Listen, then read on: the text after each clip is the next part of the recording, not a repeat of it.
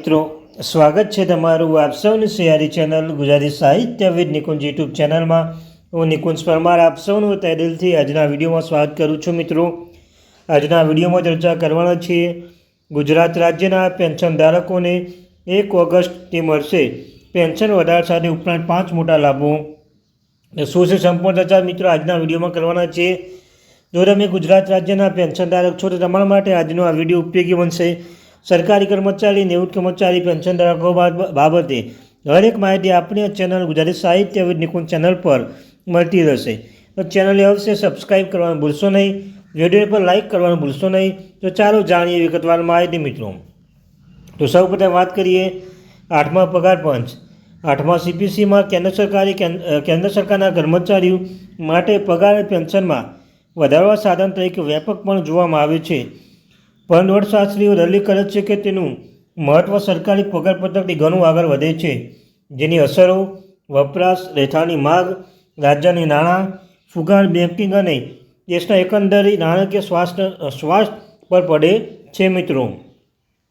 ત્યારબાદ સુપ્રીમ કોર્ટના ભૂતપૂર્વ ન્યાયાધીશ જસ્ટિસ નિવૃત્ત રંજના પ્રકાશ દેસાઈના નેતૃત્વ હેઠળ કમિશનની ભલામણો સીધી અસર લગભગ 55 લાખ કેન્દ્રીય સરકારી કર્મચારી અને લગભગ 69 લાખ પેન્શન પર પડે છે, પરંતુ આર્થિક અસર ઘરગથ્થુ ખર્ચમાં વધારો, જાહેર નાણાકીય બાબતોમાં ફેરફાર અને ખાનગી ક્ષેત્રમાં વેતન અપેક્ષાઓમાં ફેરફાર ઘણી વધુ ફેલાઈ શકે છે મિત્રો।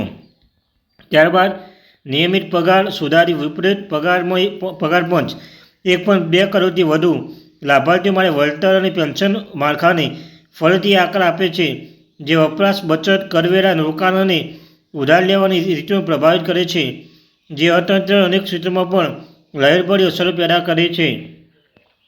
સરકારી કર્મચારીથી આગળ આ કવાયત વ્યાપ પોતે સમજાવે છે કે તેની અસર સરકારી કર્મચારીઓથી આગળ કેમ ફેલાયેલી છે। તો ઇન્ફોર્મેટિક્સ ટેસ્ટિંગના મુખ્ય અર્થશાસ્ત્રી મનોરંજન શર્મા કહે છે કે 1.2 કરોડ પરિવાર માટે પગાર પેન્શનમાં સુધારો ખરીદ શક્તિમાં વધારો કરે છે, વપરાશ, બચત, કર આવકને જાહેર ક્ષેત્રની બહાર ફેલાઈ રહી છે। તે ખાનગી ક્ષેત્રમાં વેતન માપદંડોને પણ પ્રભાવિત કરે છે, કારણ કે કંપની પ્રતિભા માટે સ્પર્ધા કરે છે કે આવાસ, આરોગ્ય સંભાળ, શિક્ષણ, ગ્રાહક ટકાઉ વસ્તુઓ અને સેવાઓની માટે મજબૂત માંગ ઉત્પાદન વધારો કરે છે, ક્ષમતાઓના ઉપયોગ સુધારો છે અને GDP વૃદ્ધિને ટેકો આપે છે, ખાસ કરીને કારણ કે મધ્યમ આવક ધરાવતા પરિવારમાં સામાન્ય રીતે વધુ નિકાલજોગ આવક ખર્ચ કરે છે। શર્માએ સચિવાલયને જણાવ્યું છે કે આ ફેલાવો ફક્ત કેન્દ્ર સરકારના કર્મચારી સુધી મર્યાદિત નથી।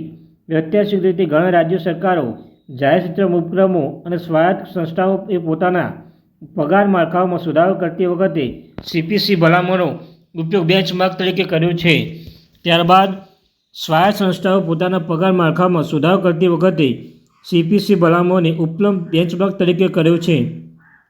અહેવાલ મુજબ બેંક બજારો CEO અદિલ શેટ્ટી પણ આ દલીલ સ્વીકારે છે અને કહે છે કે ગુણાકાર અસર દરેક પગાર પંચ ફક્ત વહીવટી કવાયતને બદલે અર્થતંત્ર વ્યાપી ઘટના બની ગયું છે।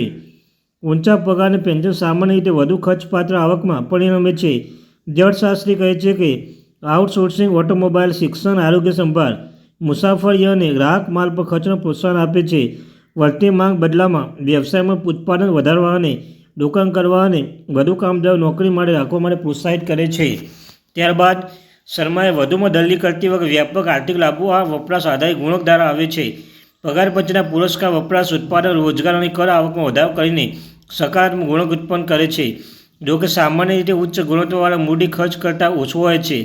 ઉચ્ચ ઘરગથ્થુ અને વ્યવસાયિક વેપાર અને ઉત્પાદન વધારો કરે છે, રોકાણ અને બઢતી પ્રોત્સાહન આપે છે। વધારાની આવકનો એક ભાગ થાપણો અને નાણાકીય સંપત્તિ પર વધે છે, જે બેન્કિંગ સિસ્ટમ રોકાણ ધિરાણને મજબૂત બનાવે છે, જેને પ્રારંભિક નાણાકીય ખર્ચ મજબૂત વૃદ્ધિ અને ઉચ્ચ આવક દ્વારા આંશિક રીતે પુનઃપ્રાપ્ત થઈ શકે છે।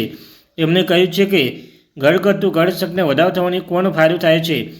તો મિત્રો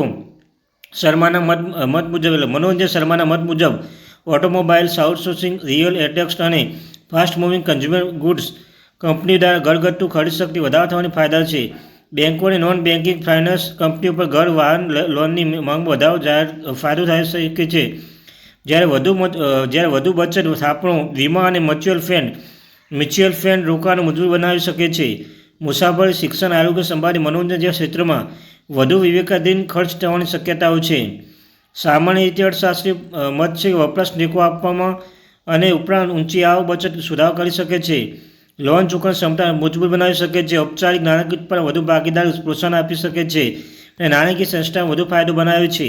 જોકે તેઓ ચેતવણી આપે છે કે ઊંચા પગારમાંથી આર્થિક પ્રોત્સાહન રાજકોષીય ખર્ચ સાથે હોય છે, કારણ કે સરકારના મહેસૂલ ખર્ચ નોંધપાત્ર વધારો રાજકોષીય ખાત વિસ્તૃત કર્યું છે, પણ ઉચ્ચ આવક અથવા અન્ય ખર્ચ ગોઠવવામાં લાભ સરભર કરી શકાય છે. 7મા પગાર પંચ અનુભવ ઉપયોગ કરીને શર્મા કહે છે કે અમલીકરણ માટે નાણાકીય સમજદારી સાથે વૃદ્ધિ સંતુલન કરવાની જરૂર છે. પગાર અને પેન્શનમાં અમલીકરણ દરમિયાન જીડીપી 1.5 સુધી રાજકોષીય અને મહેસૂલ ખાત વધારો કરી શકે છે. જો અન્ય પગલાં દ્વારા સરભર ન કરવામાં આવે તો ઉચ્ચ વધારો આવશ્યકતામાં સરકારી બોન્ડ ઉપજાનો ઉપયોગ કરી શકે છે. નાણાકીય નીતિ જટિલ બનાવી શકે છે. આરબીઆઈએ ફુગાવો નિયંત્રણ રાખવા માટે સહાયક વૃદ્ધિ સંતુલન કરવી જોઈએ, જેની એકંદરે અસર કર સમય અને પ્રવર્તમાન મેક્રોઇકોનોમિક પરિસ્થિતિ પર આધાર રાખે છે. તેમણે કહ્યું છે કે તબક્કાવાર અમલીકરણની જરૂરિયાત છે. શર્માએ વધુ સૂચવ્યું છે કે તબક્કાવાર અમલીકરણ, ખાસ કરીને જે નાણાકીય જવાબદારી લક્ષણ રહીને નીચલા અને મધ્યમ સ્તરના કર્મચારી પ્રાથમિકતા આપે છે, તે જાહેર નાણાં પર વધુ દબાણ લાવ્યા વિના વપરાશ લાભને મહત્તમ કરી શકે છે. 8મા સીપીએસસી મેમોરેન્ડમ સબમિશન તબક્કો પૂર્ણ કરી લીધો છે. કર્મચારી યુનિયનના પેન્શન સંગઠન અન્ય હિસ્સેદારો સાથે પ્રાદેશિક પરામર્શ શરૂ કરી દીધા છે. આ પરામર્શ કેન્દ્રના રિપોર્ટ સુપરત કરવા પહેલાં ફેરફાર બેંકના લઘુત્તમ મૂળભૂત પગાર, પેન્શન ભથ્થા અને સેવાની શરતો જેવા મુખ્ય મુદ્દાઓ પર ભલામણો આકાર આપે છે. મિત્રો, તો આ ત્યાંથી મહત્વપૂર્ણ અપડેટ.